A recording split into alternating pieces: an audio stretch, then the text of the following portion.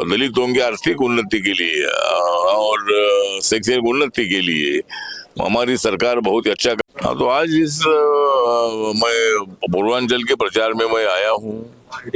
यहाँ मतलब जो मछली शहर भदोई, ये दो लोकसभा सीटों पर आज योगी आदित्यनाथ जी की सभा है, वहाँ मैं आज जाने वाला हूँ। उसके साथ साथ कल मतलब लालगंज है जो जौनपुर है, वहाँ भी मतलब प्रोग्राम रखे गए हैं, उसमें मैं जाने वाला हूँ। और बनारस की जो सीट है वाराणसी के माननीय नरेंद्र मोदी जी की है, यहाँ आज जो शाम को कुछ प्रोग्राम हो गए तो वो भी मैं अटेंड करने वाला हूँ। और यहाँ जो बीजेपी का ऑफिस है वहाँ भी मैं भेंट करने वाला हूँ। और कल सिद्धार्थ गौतम बुद्ध जी की जो जयंती है, तो इस जयंती के अवसर पर मैं खुद बुद्धिस्ट हूँ और सारनाथ में पहली बार मैं बुद्ध जयंती मनाने के लिए मैं इधर आया हूँ और मैं कल सुबह सारनाथ में जाने वाला हूँ। तो इसी तरह मतलब जो पूर्वांचल की 35 सीटें हैं, 35 सीटों पर बीजेपी और एनडीए को आप चुनकर दीजिए, ये आह्वान करने के लिए मैं आज यहाँ वाराणसी आया हूँ। 5 चरण का मतदान है, क्या माहौल दिख रहा है देश भर में माहौल बहुत अच्छा है। जिस तरह 543 सीटों पर चुनाव होने जा रहा है देश भर में, और इसके पहले बीजेपी साउथ इंडिया में उतनी स्ट्रांग नहीं थी, खाली कर्नाटक में ही बीजेपी की सीट ज्यादा चुनकर आती थी। लेकिन अभी इस वक्त मतलब साउथ इंडिया में पांडिचेरी में बीजेपी स्ट्रांग है। उसके बाद तमिलनाडु में भी मतलब पीएम के और कई छोटी मोटी पार्टियों के साथ उनका अलायंस हुआ है, एनडीए वहाँ अच्छी मतलब वहाँ सीटें मिलेगी। आंध्रा में चंद्रबाबू नायडू जी के साथ अलायंस होने से जो 25 सीटें आंध्रा की है उसमें काफी 20-22 सीटें चुनकर आने की तो संभावना है एनडीए की। और कर्नाटक में भी 18-20 से ऊपर सीट चुनकर आएगी।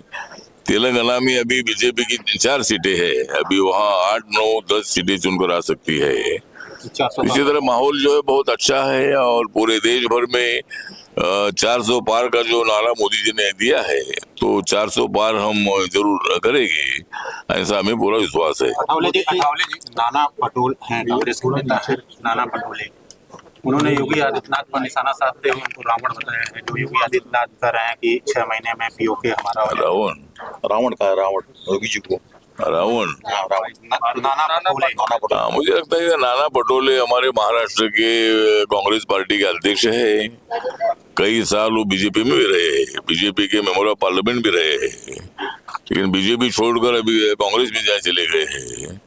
और योगी जी को रावण कहना ठीक नहीं है, मतलब इसी तरह के आरोप में बिल्कुल तथ्य नहीं है। योगी जी तो मतलब राम भक्त है, योगी जी मोदी जी के भक्त भी है, और योगी आदित्यनाथ जी कर इसी तरह का आरोप लगाना ठीक नहीं है, तो इस आरोप में बिल्कुल तथ्य नहीं है।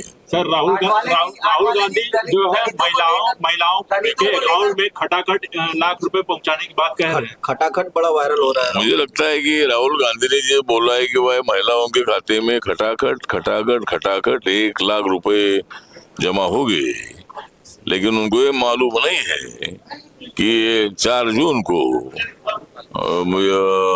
ऐसा रिजल्ट आएगा कि मतलब लोग मोदी जी के नाम पर कमल पर पटापट बटन दबाएंगे और मोदी जी को भारी वोटों से चुनकर लाएंगे। तो राहुल गांधी के हाथ में सत्ता आने वाली नहीं है, तो ये खटाखट की क्या करेंगे, मतलब शिवराज जी कह रहे हैं कि पीओके फिर से आएगा, पीएम अगर दोबारा बनते हैं तो शिवराज जी कह रहे हैं कि पीओके फिर से आएगा, भारत का हिस्सा होगा अगर तीसरी बार प्रधानमंत्री बनते हैं तो मोदी।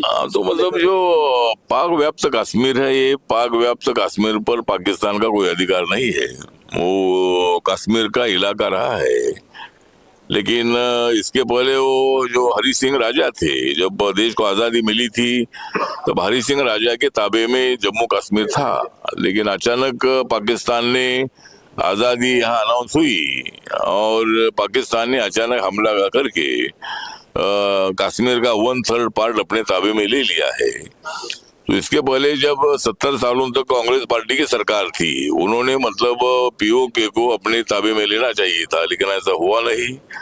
लेकिन भविष्य में जरूर, मैंने भी पार्लियामेंट में बहुत बार मांग की है कि एक दिन ऐसा आएगा कि पीओके मतलब भारत में आएगा, और आज वहाँ के लोग भी भारत के साथ आने के लिए उत्सुक है, और जरूर मतलब कुछ दिनों के बाद ही पीओके अपने कश्मीर में आएगा, भारत में आएगा। ओवैसी जी कह रहे हैं कि 10 साल की सरकार थी तब क्यों नहीं? ओवैसी जी कह रहे हैं 10 साल की सरकार थी तब क्यों नहीं लिया? नहीं, 10 साल में नहीं लिया, क्योंकि एक एक काम हमको करना है, एक साथ सब काम नहीं होता है। एक बार सर्जिकल स्ट्राइक हमने किया है, और पाकिस्तान के साथ हम दुश्मनी करना नहीं चाहते। पाकिस्तान ने मतलब जो आतंकवादी एक्टिविटीज को मतलब रोकना चाहिए, और भारत के साथ दोस्ती करने के लिए उन्होंने तैयार होना चाहिए। तो ये पाकिस्तान की इकोनॉमी डेवलप हो सकती है, पाकिस्तान के लोगों को न्याय मिल सकता है। भारत के साथ झगड़ा करने से उनको कुछ भी नहीं मिलेगा, और पाकिस्तान ने जब पाक व्याप्त कश्मीर को भारत के हवाले करके भारत के साथ दोस्ती करनी चाहिए। इनका सवाल है। हाँ? जी, मायावती कह रही है कि दलितों को गुमराह नहीं होना चाहिए, भाजपा गुमराह कर रही है, इस पे क्या कहना चाहिए? दलितों को गुमराह तो मायावती जी जो बोल रहे हैं कि भाई दलितों को गुमराह किया जा रहा है, लेकिन बिल्कुल गुमराह नहीं किया जा रहा है लेकिन कांग्रेस पार्टी और इंडिया आघाड़ी वाले भी दलितों को गुमराह कर रहे हैं, लेकिन बीजेपी उनको सही रास्ते से आगे ले जाना चाहती है। दलितों का आर्थिक और सोशल जो मतलब उनका एक्सप्लॉयटेशन हुआ है, उनसे बचाने के लिए बीजेपी और इंडिया की सरकार जो है ये अच्छा का काम कर रही है।